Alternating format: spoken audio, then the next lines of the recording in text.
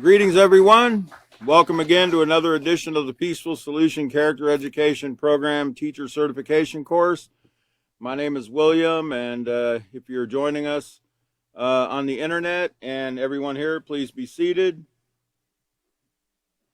Glad you made it. Glad you skipped the Super Bowl and came here to get some really super information this evening. We left off, I believe Chris left off on page 14. It's not just about you. But I do want to remind people that are tuning in over the internet, if you go to the top of the Facebook page there, you'll see some downloads for the manuals we're using. We're in the self-control unit of the Peaceful Solution, the third unit in the junior high intermediate series. And there should be a little arrow there that you would click on, and there'll be a drop-down menu, and you can click on that self-control manual so you can follow along with us. And as I indicated, we did leave off on page 14, but we're going to do a quick review. I don't know how quick it'll be, but we'll go ahead and turn back to, first of all, we'll go back to the page 9. Let's start on page 9. That might be a great starting point there. Page 9 in your self-control unit. And Chris went over this pretty thoroughly, and I'm going to add some other ingredients here that, all the teachers can add a little bit. I'm sure if every one of you came up here, you could probably hit on different things that the other teachers possibly didn't hit on. I mean, as far as examples, etc. We all learn from each other, even the teachers. But on page 9, it's talking about, on page 8, it talks about the importance of self-control. And on page 9, at the top, it says, now that you're growing up, it's up to you to take responsibility for keeping yourself in control. You can no longer expect your parents and teachers to remind you of proper behavior. You should now be able to distinguish between right and wrong. You should be able to distinguish between right and wrong. Well, how would you do that? I guess, can you go to the 6th slide? Can you skip to slide 6? I'll make it interesting tonight for the person that's controlling the slides. You see this picture here. How do you know if your thoughts are positive or negative? Ask yourself if they're harmful in any way. Okay? Is that something you just go to the mirror and you ask yourself, is this harmful? And and the mirror answers you back, no, it is not. Or yes, it is. Do not do it. I mean, is that how you ask yourself? Right? Is that how you ask yourself? No, not at all. We're going to learn about that here in a few minutes. We'll go back to the reading here. You should be able to distinguish between right and wrong, and you'll find out how. Chris already mentioned it, but we'll see if you remember what he said. Let's go down to the 3rd paragraph where it says, self-control must come from within you. Now remember, you're not born with self-control. That's why we have a manual, right? Now you're taught self-control, little bits and pieces of self-control as you're growing up from your parents, your teachers, those, that are your authorities in your life. They tell you not to give the example of, don't be running in the house, don't be touching the hot stove, etc. So you were given little bits and pieces of self-control, but you didn't have a manual like the Peaceful Solution has, okay? So you weren't fully trained to develop self-control, and it's not something that was within you at that time because you have to be taught these things, okay? So it has to come from within you and has to be practiced consistently. You must be willing to guide and direct your thoughts, feelings, and actions at all times. There's a key word right there. You have to be willing. You have to be willing. But not only do you have to be willing, you also have to be able. You have to have the ability. We're going to learn about that word tonight, able, being able, because it has to do with power. Okay, you hear that word power. You're going to hear that one a lot tonight too. says you must be willing to guide and direct your thoughts, feelings, and actions at all times. For example, if you're honest one day but dishonest the next, then you're not consistently practicing self-control to maintain the character trait of honesty. Remember, self-control is the foundation of all the other character traits.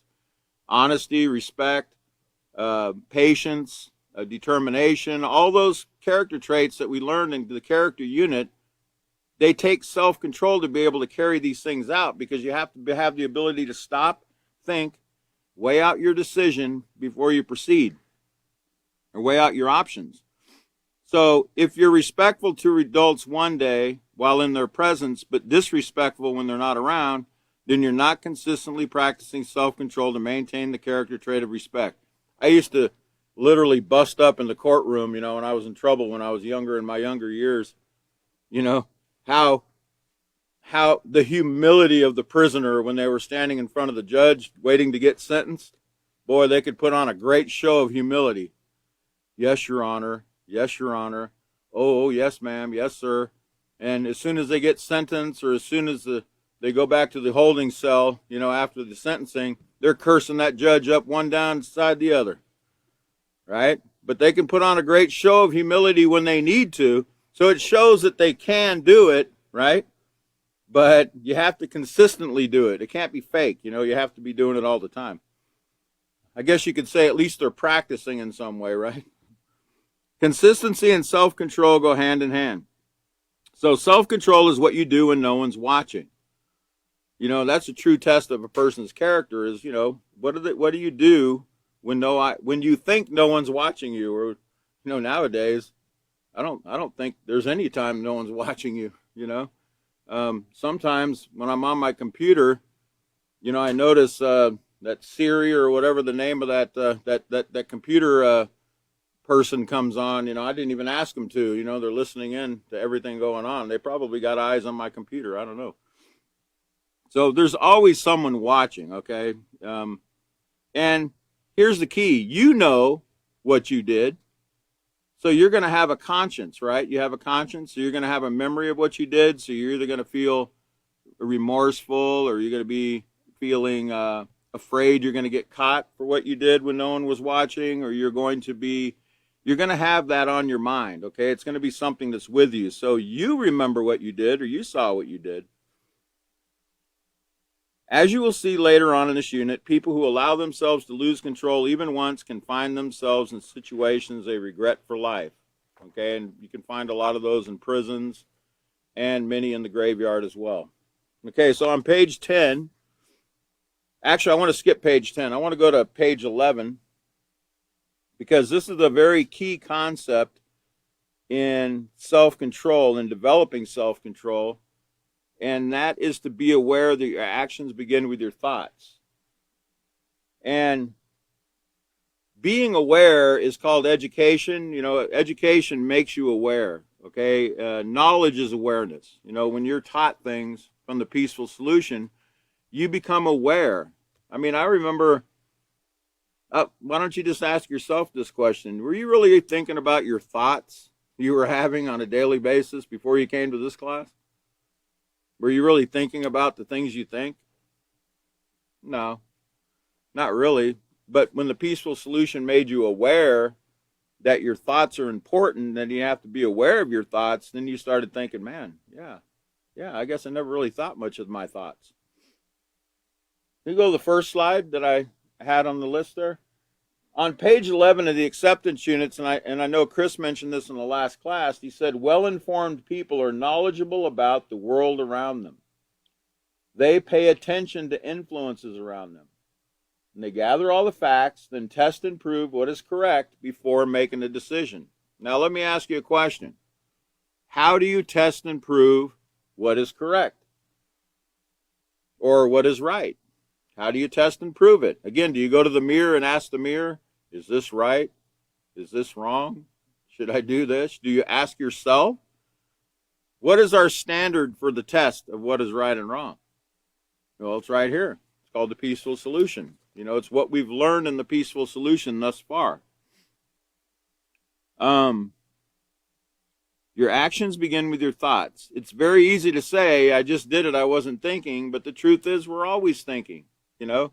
And that's another one of those things that I learned in the Peaceful Solution, you know, very early on, that I thought, wow, that's really, I never really thought much of that, you know? Yeah, you're right, I am always thinking. It's silly to say that I stole or I did whatever I did without thinking, because it's true. I'm always thinking, you know, even when I was stealing, I was thinking about, you know, um, the item I was getting ready to steal. I was wondering if anybody was watching. You know, I was wondering, you know, is that a camera up there, or is that just a, you know, I don't know, what is that little round thing up there? It looks like it might be watching me. You know, I mean, I was thinking, but as we learned in the previous units, remember that word impulsive? You know, not thinking about the consequences of our actions, just doing things without thinking it through, and thinking about all the circumstances that are going to be coming our way, the consequences that are going to be coming our way as a result of that decision. No, we don't always think about that. So the truth is we're always thinking, and thoughts enter our minds at the speed of light. Thoughts about ourselves, others, things we need to accomplish, and things we want. These thoughts then lead to feelings, which in turn can lead to behavior. It's no surprise that sad thoughts make you feel sad, right? So if you're watching a sad movie or listening to a sad song and you don't want to feel sad, what do you think you should do? Well, it's called a channel changer, right? Put on another frequency, because that frequency is bringing you down, right? So you probably want to put something else on.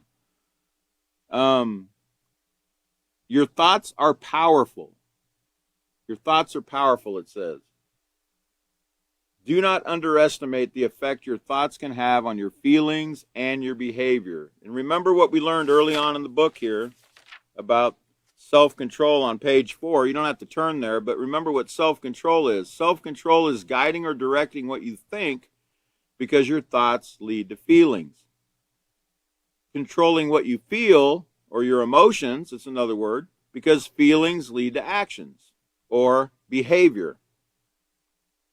Controlling how you behave, because decisions lead to actions or behavior, which leads to rewards or consequences. So it's a very simple wheel, you might call it there, or circle. Thoughts lead to feelings, feelings lead to actions, and actions are leading to rewards or consequences. Back to page 11, where it says your thoughts are powerful. Have you ever really thought about the word power? I know you hear it a lot in this class, and I don't know that we've ever really, you know, given you a dictionary definition or even the etymology of the word power. I'm really into etymology of words, or where words come from, the root of a word. It's very important. And sometimes you can't really get to the, you know, the end root of the word, but you can go farther back than our current way of speaking. You put up that next slide, and we're going to look at this word power. Now, power, and this is from Online Etymology Dictionary, it means ability. Ability. And remember, self-control, you know, is the ability or the power to control the way you think. It starts with your thoughts, the way you feel and the way you act. It's the ability. But the only way to receive that ability or that power is through education or being aware. As I told you a minute ago, it talked about developing self-control. You have to be aware that your actions begin with your thoughts. So you have to have that power or that ability within you, instilled in you through education, to be aware of this. So it says ability, or ability to act or do, strength, vigor, might. And then now notice where they always go with this power, especially in battle. Well, they're not talking about a mental battle, so to speak. Probably they might be thinking about a battle like a war, like fixing to take place in the Ukraine. You know, they're probably thinking of a battle between two armies. But I want you to think of it this way. You're in a battle. I'm in a battle. but we're in a mental battle. Okay, we're in a mental battle with our own thoughts. We're in a mental battle with the influences that are bombarding us constantly. I know David likes to put up that picture, of the boy behind the wall with the influences bombarding him, and it's that wall kind of gives him it's a wall of protection against those influences. But if there's a chink in your armor, so to speak, if there's an opening in their armor, or there's a hole in your wall, those influences can get through very easily. So the only way to keep those fiery darts or those arrows or those negative influences from getting in your brain and staying there, you got to battle against it. We got to constantly battle these things. And how we battle it? Thoughts, if they're negative thoughts, we have to replace them with thoughts from the peaceful solution. That's how we're going to battle the thoughts. And we'll get deeper into that as we go along in the peaceful solution. But it's really just a thought battle going on constantly. If you know it's a negative thought, you need to replace it. Okay, you need to replace it with a thought that's toward the peaceful solution side. That's why I said when you see that word battle, don't get in your mind war and fighting, blood and guts and death and destruction. Get in your mind a battle, to become the best person that you can become, because there's opposition that's trying to keep us from becoming the best person we can be. There's opposition all the time. And sometimes the opposition is right here. It's in your own mind. So we've got to learn to fight this battle in a peaceful way, using the peaceful solution. So back to the slide. It says, you also see the word control. See the word control?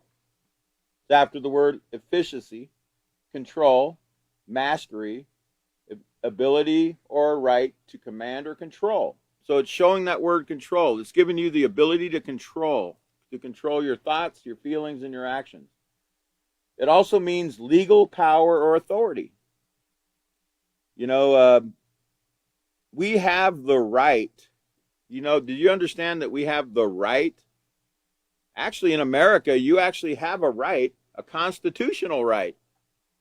Isn't the Constitution where it talks about, or is it in the Bill of Rights, about the pursuit of happiness, or the pursuit, you have the right to live in peace, safety, and security in your property, etc. Those are rights that are actually given in the Constitution and in the Bill of Rights. There's rights that have been granted to us and passed down to us, certain legal rights.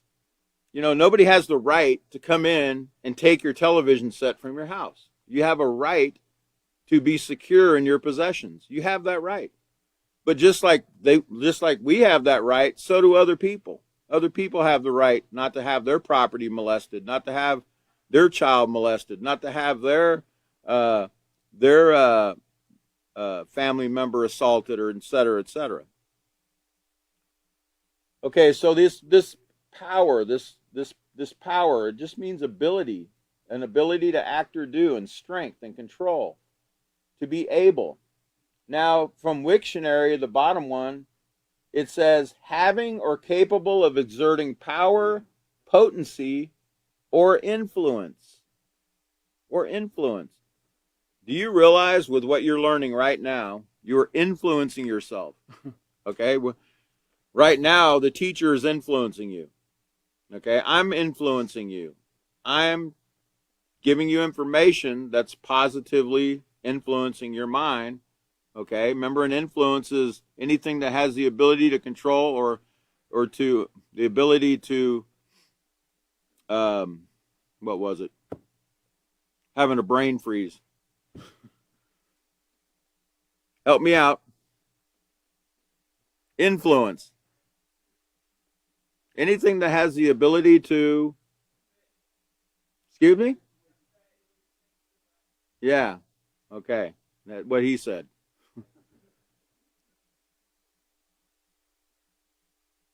To control, or the ability to influence, or the ability to influence the way we think, feel, or act, right?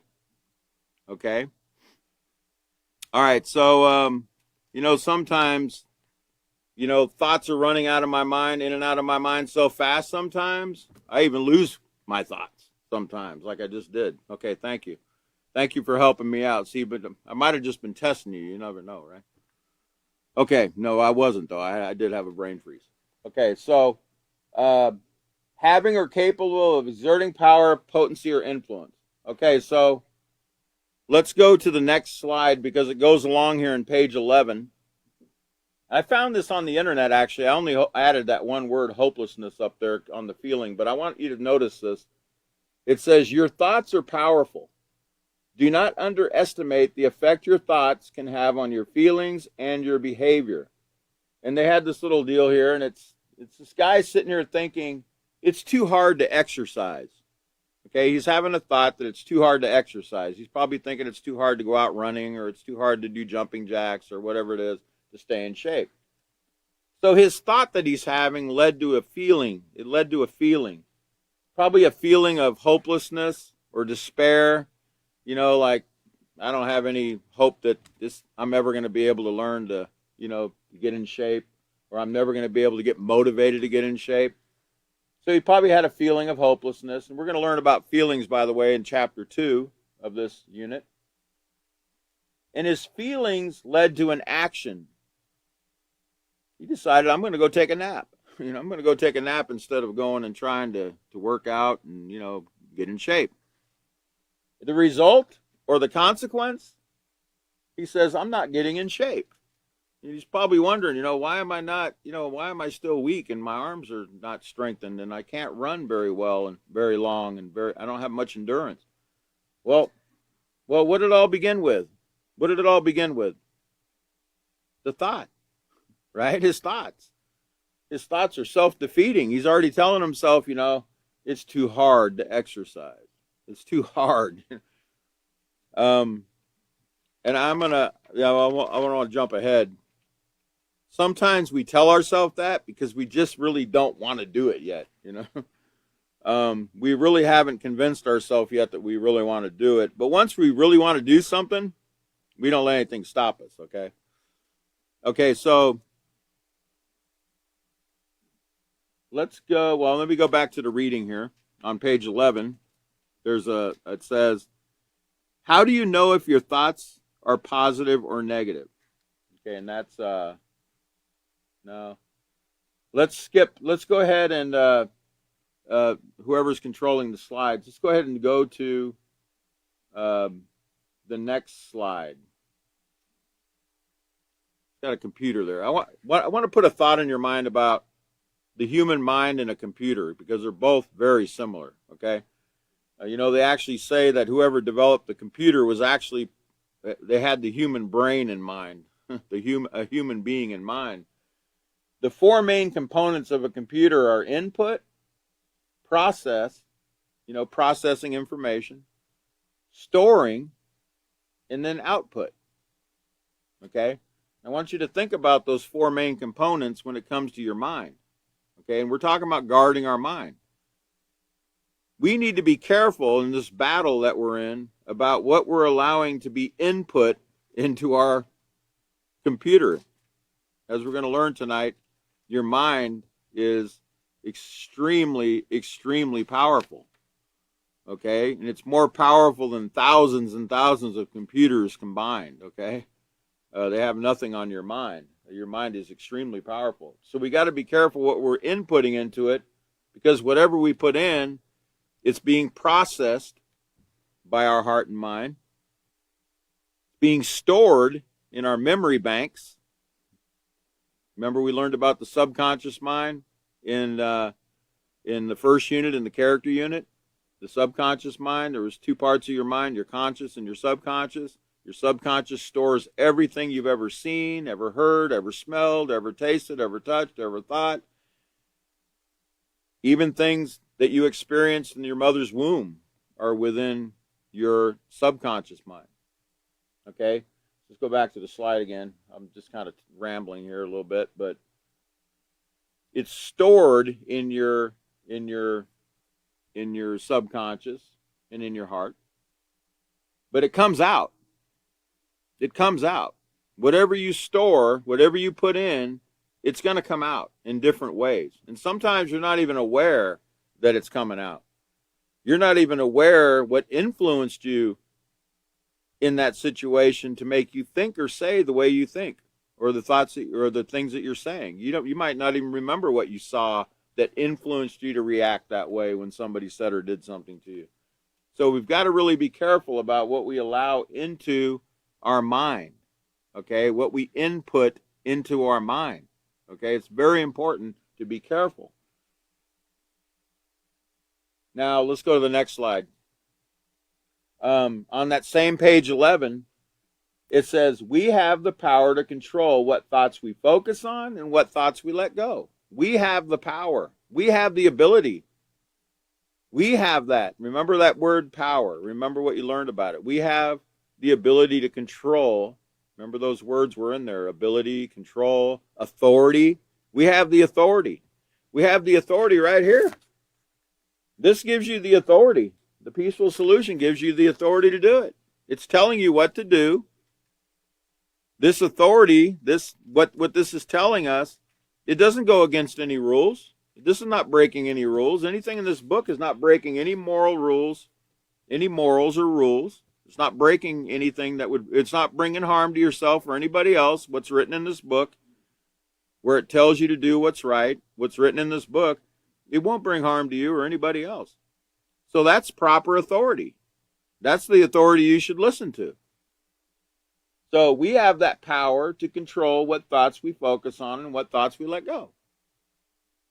And sometimes, you notice sometimes it's almost pleasurable to think negative, sometimes about certain things. Because, you might be thinking about, I'm not talking about you. I'm talking about certain people that haven't been trained yet in the peaceful solution. They might be sitting there and thinking how they would love to get even with that person that just said something that they didn't really like. They might be getting a lot of pleasure of thinking about how they would like to do this or that to them, and they might not want to let go of that thought. But we're being trained in the peaceful solution. We should know that if we allow that thought to continue, well, what's it going to lead to? If we don't let it go right away, it's going to lead to feelings. And if we don't cut it off at the feeling, what's it going to lead to? Actions, right? And then if we just go ahead and act any old way we want to act, and we don't use self-control, what can we expect? Consequences, right? Or negative consequences. Because consequences, I think Chris and Catan both, and probably David too, went over, consequences doesn't mean negative. Consequence can be positive or negative. But we use consequences just to distinguish between reward and consequence, so people understand that when you do the wrong thing, when you break the moral rules, you have a consequence. When you do the right thing, you get reward. But we have the power, we have the authority, we have the knowledge. It's been given to us. The power is here. It's been given to us already to show us what's right, what's wrong, what thoughts we should hold on to, what thoughts we should let go of. And I'm going to show you where we got that. Now again, let's go to slide 6. We saw this before. So how do you know if your thoughts are positive or negative? Ask yourself if they're harmful in any way. Now, only you can do this. Only you that have been watching for the last 3 manuals can actually do this, because on the next slide, it gives you the answer of how you distinguish between right and wrong. Can you go to the next slide? On page 9, it says, you should now be able to distinguish between right and wrong. Well, how do you distinguish between right and wrong? Chris told you in the last class. The first 2 books we went through, they tell us what's right and what's wrong, and how to distinguish between what's harmful and what's not harmful. Okay? Now, does that mean you know everything about it yet? No, because we're all still learning, right? But what's the test? What's the test to know if something is right or wrong? Harm. Will it bring harm to myself or somebody else or the environment or property or any living organism? Period. Will it bring harm? And sometimes that takes a lot of education to figure out whether it will or not. It's not always something that's just easily understood. You got to do a lot of research sometimes. There's a lot of things I've found out that were bringing harm to others and myself that took years to understand and learn, okay?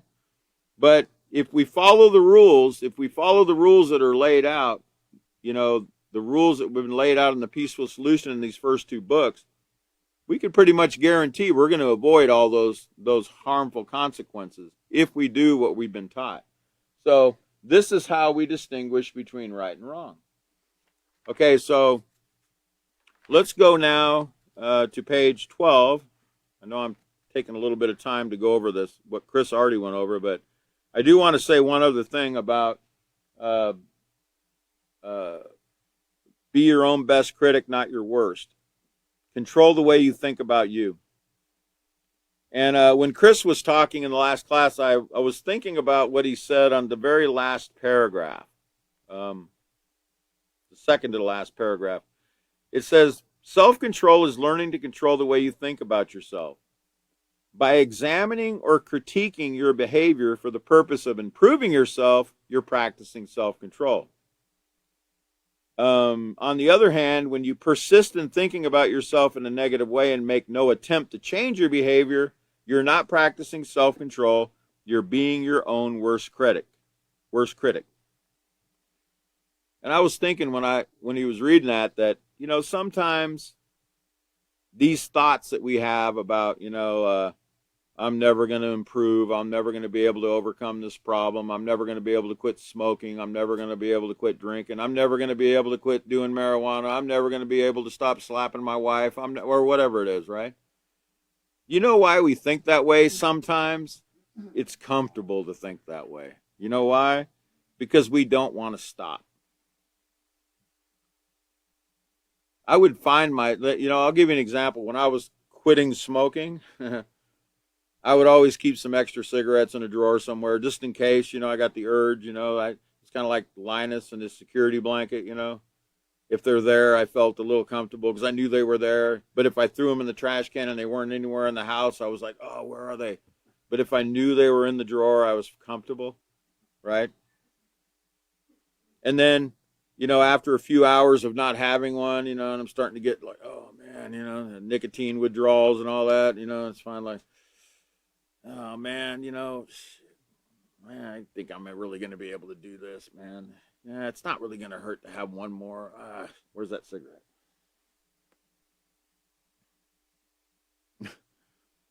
Sometimes we don't want to let it go. We don't want to let those thoughts go. We want to keep thinking. We feel comfortable. We want to justify our negative thoughts that we're having so we can continue to do wrong and feel comfortable in doing wrong. We want to feel comfortable about doing wrong. I'll never be able to do this. I'll never be able to do that. But the fact is, once you make up your mind, you're not going to have that same thought. Those thoughts aren't going to be going through in your mind anymore. You're going to be having different thoughts. You're going to say, I can do this, okay? I can do this, and you're not going to let anything stop you, okay? But it's all about making up your mind. But he also mentioned the word critic, be your own best critic, not your worst. And there's nothing wrong with criticizing yourself. There's nothing wrong with criticizing others. As long as Chris indicated, if you're going to criticize something, make sure that you give them the solution. If you're going to, let me give you the definition of critic. Go to the next slide, because when we think of critic, we usually think of these two guys. I don't know if they're still around, but when I was growing up, Siskel and Ebert, they were movie critics. They gave the 2 thumbs up or the thumbs down and the thumbs up or whatever. Well, a critic is a person who forms and expresses judgments of the merits, faults, value, or truth of a matter. That's what a critic is. Okay, well, don't we have to decide in the Peaceful Solution? Don't we have to decide whether our actions are positive or negative? That means you're making a judgment. You're having to decide. A decision is a judgment. So you're having to decide whether or not to do something or not to do something, whether to have a certain thought or whether to let it go. You're constantly making judgments. So you are a critic. Now, if you sit there, as it says here, and you critique your behavior for the purpose of improving yourself, and you sit there and think, I really shouldn't have done it that way. That was really a dumb way of doing it, or that was really a silly thing that I did. I really shouldn't have done that. And you think of how you could have done it better, and you set your mind to think, next time, here's how I'm going to improve myself. Here's how I'm going to do next time to try to avoid that. There's nothing wrong with that. There's nothing wrong with criticizing yourself. As long as, right, you're doing it for the sake of improving yourself. Or if you're going to criticize someone else, make sure that if you form a judgment on the merits, faults, value, or truth of something, make sure that you have a solution for the person too. Show them, don't just tell them what they did wrong, show them how to do the right thing, right? Educate them on how to do what's right. So it says that it's comfortable, okay? It's sometimes comfortable. And I'm going to give you another example. When I was in my 20 years of in and out of the prison system, it was comfortable. When I went to jail, it wasn't uncomfortable. I knew everybody. I grew up with them. It was kind of like old home week. It was like a family reunion. Hey, I haven't seen you in a couple years, man. Last time me and you did time together in this place over here. I mean, we all grew up in juvenile detention, and we graduated to the big house. So I pretty much knew everybody, and everybody was real familiar. They had coffee all day long, the coffee pot where you could drink coffee all day. They gave us free cigarettes. I mean, if you didn't have cigarettes and you were indigent, you didn't have any money on your account, they actually came to they would roll a cart around full of tobacco, rolling tobacco, and they would give it out free every night. So it was kind of like, well, this is kind of comfortable. I got my cigarettes, I got my coffee, I got all my friends, right?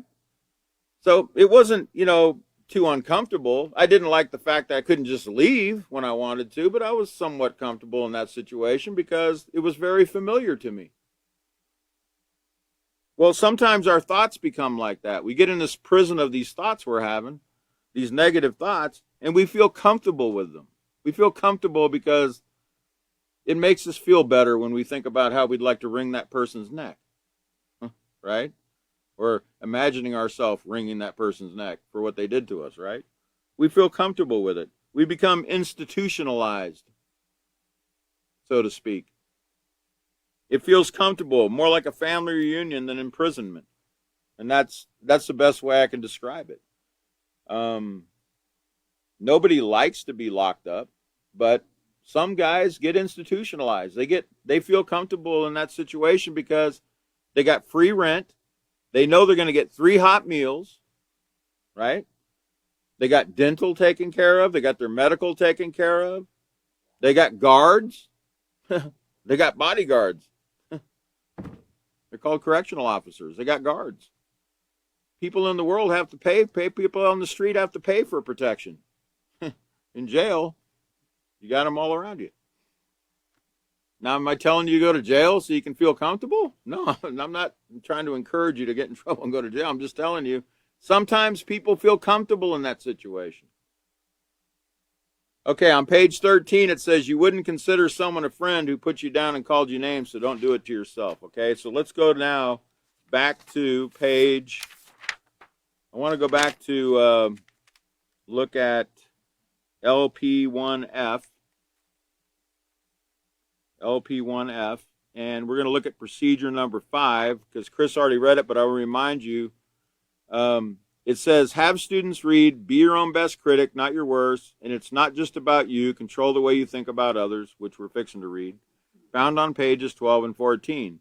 Explain to students that negative thoughts can lead to poor choices and a lack of respect for themselves and others. Encourage students to keep their minds functioning at an optimal level by focusing on thoughts that can build a positive character. And as I told you, to focus on the thoughts that you're getting from the peaceful solution, you can't go wrong. Turn to page 14. I gave you the meaning of power. It's not just about you. Control the way you think about others. Having negative thoughts about others can be just as dangerous as having negative thoughts about yourself. Negative thoughts about others come from a variety of sources. Sometimes people do things that get under our skin. They can frustrate us because we perceive their actions as unfair or mean. That frustrate, that's a feeling. Okay, that's a feeling. Sometimes we have feelings. Okay? Sometimes, remember, these thoughts, about others come as a result of things that people say or do to us that we perceive a certain way. And sometimes, as we're going to learn later on, people don't really mean to anything harmful toward you when they say it, but you might perceive it that way. Thoughts like, he's so stupid, or I hate her, or she's such a jerk, are only some examples of negative thoughts about others. Without self-control, thoughts like these have the potential to lead to violent behavior because they desensitize you to the fact that all people, even the ones who annoy you, are to be respected. Yeah, they're to be respected. They're to be shown that care and concern, right, that everyone deserves. That word desensitized, if you look at page 231 in your glossary, the word desensitize, it means to lose the ability to be caring and concerned for the safety and well-being of someone else. So it can desensitize you to the fact that all people, even the ones who annoy you, should be treated with the same care and concern you want to be treated with. But sometimes the way we think can desensitize us to lose the ability to be caring and concerned for the safety and well-being of someone else. That's what desensitization means. Negative thoughts that lead to physical or verbal abuse do not show care and concern, neither do they solve conflicts. In fact, they will only create bigger problems. It is up to you to control your thoughts about others so that you can interact with compassion and empathy. Remember, compassion, caring about the needs of others. We learned that in the character unit. And empathy. Empathy, remember, is the ability to put ourselves in the place of someone else. I don't like to say put yourself in someone else's shoes because you could get, what's that stuff called? Some kind of fungus on your feet from somebody else's shoes. But, putting yourself in someone else's place and imagining yourself being in their position, right? This means to have care and concern regarding another's physical, mental, and emotional well-being. It takes a lot of self-control to direct your thoughts away from how someone's treating you and focus instead on what you can do to solve your differences, but it can be done, okay? It can be done if we focus, if we put our focus on the peaceful solution, the things that we've been learning in the peaceful solution, and how to solve problems, the problem-solving abilities that we've been given in the first two books. It says there will be an entire chapter on how to positively resolve conflicts so that they do not result in violence and aggression. In chapter 3, we're going to learn about those things, about conflict resolution and what we can do. We're going to learn a lot about there's a whole chapter devoted to anger and how to control your anger, which is a really big one with a lot of people. There's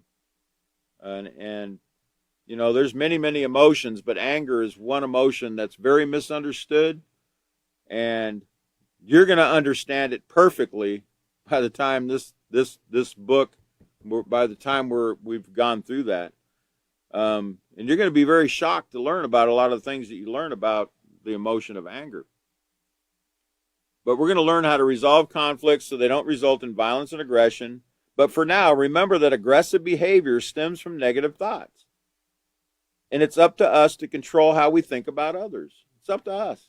It's up to us to control how we think about others. We can't lose sight of the fact that they're a human being and they deserve respect, no matter how they're treating us. And I know that's hard at times because when you're in the middle of a situation, and your thoughts are racing and you're your emotions are all over the place. You might feel embarrassed about how someone's treating you. You might feel very frustrated by the way they're treating you, or whatever it is, whatever emotion you're feeling. But that's where self-control comes in. We've really got to stop. And as we're going to learn in the next chapter, I don't want to get ahead of myself, but we really got to learn to stop and allow those emotions to cool down so we can think clearly and rationally about the situation and about the person in front of us that's treating us that way. There's some people that can do that, and I've watched people that are being mistreated by other people handle it very calm, cool, collected, and they don't show any disrespect to the other person. I've seen people do it. So I know it's possible to do. The other reason I know it's possible to do is this book is telling us it's possible. It gives us the authority to do it. It tells us this is what we should do. It gives us the ability because it educates us on how to do it. So therefore, we have the power. We have the power to choose to think of that person as a person who's worthy of respect, regardless of how they're speaking to us at that time or how they're treating us. We have that power to do that. We just have to exercise it. We have to exercise that authority that we have. So at the bottom it says, have thoughts about others that you would be willing to share openly. In other words, if they could peer into your mind and they could read your thoughts about that person, make sure that the thoughts you're having about that person are respectful, caring, compassionate, merciful, patient, etc. We don't want to be thinking any kind of ill will or harm towards somebody, okay, is what it's telling us. Okay, now let's see. All right, let's continue. Let's look on page 15. Think about it. Because your mind is your most powerful tool, the one needed for all tasks, it must be properly cared for if it is to function at its best. There's that word power again, right? Can you go to the next slide? I just want to give you a visual. Now think about this. You really think about your mind as a tool? I used to tell people in the Come to Peaceful Solution class that, think about it and keep that visual up while I'm talking. I'd rather them look at that than look at me. You can look at me. I'm just saying, look at the slide. Think about this for a minute. Let's say you're a mechanic. Does a mechanic use tools? Yes, they use tools. They have tools. And mechanics are very, very, very picky about their tools, okay? I'm looking at a mechanic right now. I know personally know a mechanic right now. But he takes care of his tools. Mechanics, you know why mechanics take care of their tools? Because if their tool cannot be found or it's not working properly, they're losing time, okay? And when you're trying to fix something, time is precious. Time's precious to all of us. And when you can't find the tool that you need to do the job, it's very frustrating, okay? And I've seen not this person I'm thinking of that I'm looking at right now that I know is a mechanic, but I've seen other mechanics get very, very, very upset when they didn't find a tool, someone didn't put a tool back in their toolbox when they were done, and they start cursing and yelling and screaming, or if something's not working right, the wrench got stuck or something, they're like just flipping out, and they're very, very upset because that tool was not there or it's not working properly. Now, that same mechanic goes home at night, not the one I'm looking at right now, other mechanics I've known. I'm sure there's a lot of mechanics that do this. And they put a line of Coke on the table, some cocaine on the table, and they're like, oh, yeah. And the very tool, the very tool that they've been given that enables them and gives them the power to pick up a tool, right? To put a tool in their hand and to actually know how it functions. The very tool that gives them the ability to use that tool properly, they mess it all up. And they think nothing of it.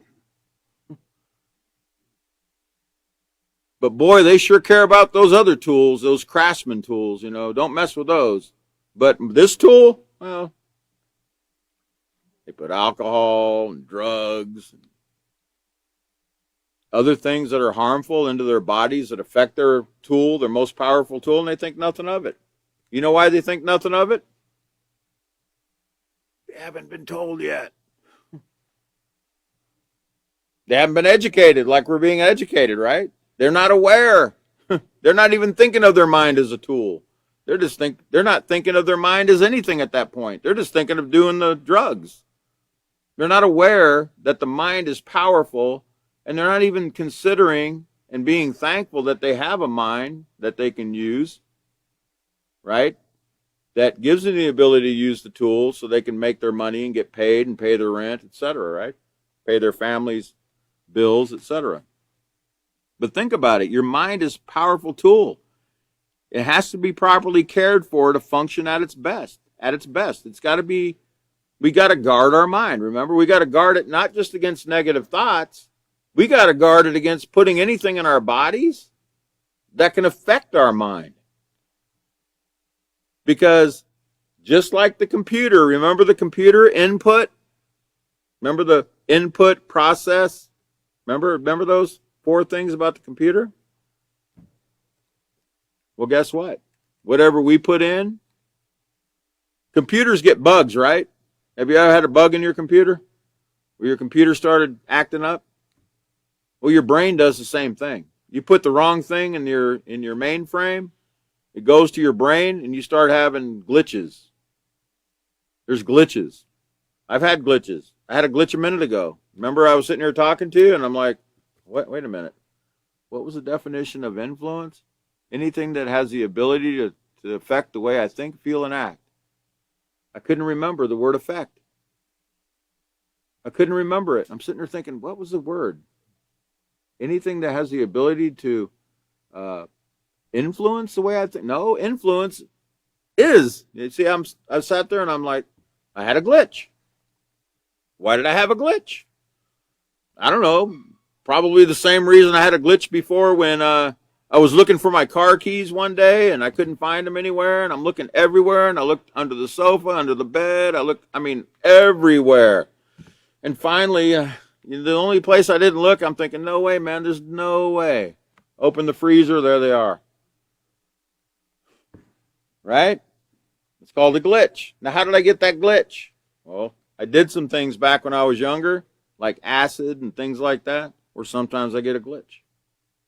My brain misfires. It doesn't function properly. Even to this day, I have consequences for my actions way before. Okay? All of us do. We can't think we got away with it, right? We're still going to have to suffer the consequences of our behavior that we've done before we started learning the peaceful solution. So think of it like this, it says. Your job is to build a house, but your saw is useless because it's been left out in the rain. Having rusted, it is now too dull to cut the wood.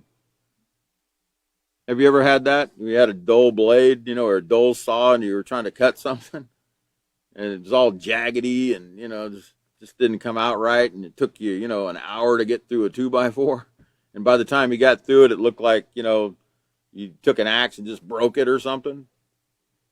That's what a rusty saw will do. I have a picture here of a rusty saw and a rusty brain. Can you show the next slide? You see that? There's the rusty saw and there's the negative brain. They actually have them. I found that on the internet. That's a rusty brain. Might belong to a guy named Rusty. I don't know. Just sometimes you can laugh. You know what I'm saying? It's okay. Sometimes I think we should put an applaud light out there, so you know when to laugh or when to clap or. But rusty saw and negative brain it's a syndrome. You know what I'm saying? That's what this is showing us. Leave that slide up while I talk about this rusty brain here. It says, having rusted, it's now too dull to cut the wood. Negative thoughts have the potential to affect your mind in much the same way rain can corrode metal. Negative thoughts wear away your ability, your power. They wear away your power. They put a chink in your armor. Now, guess what? The influence can get through. Like David shows with the boy in the wall and the influence is trying to bombard him. Well, guess what? Now there's a brick missing out of the wall and the arrow gets through. The influence gets through and it gets to you. And now, instead of being confident and being calm, cool, and collected, you allowed that influence to get in and now you're all upset. And you've lost your control. You've lost your power. You've lost your ability because you didn't guard your mind. You allowed the negative thoughts to come in. Somebody told me one time, you can put the slide down now. Somebody told me one time that it was a student of mine. He said negative thoughts. He said, isn't it kind of like this? He says, negative thoughts are kind of like little, you ever seen those animations where it showed these little black birds flying over someone's head, right? Like somebody got hit in the head and there's little birds flying over it, right? And he said it's kind of like having these little birds fly around your head, the negative thoughts. And he said it was like you can't keep the birds from landing on your head, right? The negative thoughts, he was comparing the birds to the negative thoughts. He says you can't keep the birds from landing on your head, but you can keep them from making a nest, right? In other words, negative thoughts are going to come.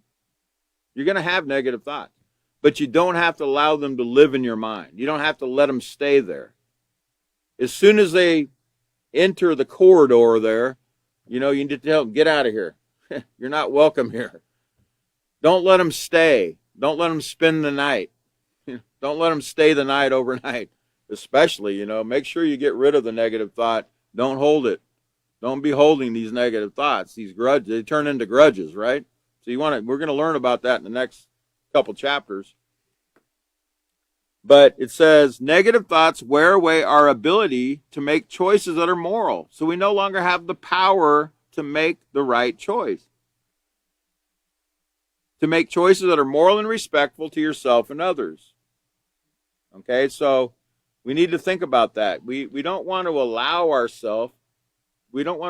these negative thoughts to just harbor themselves in our brains.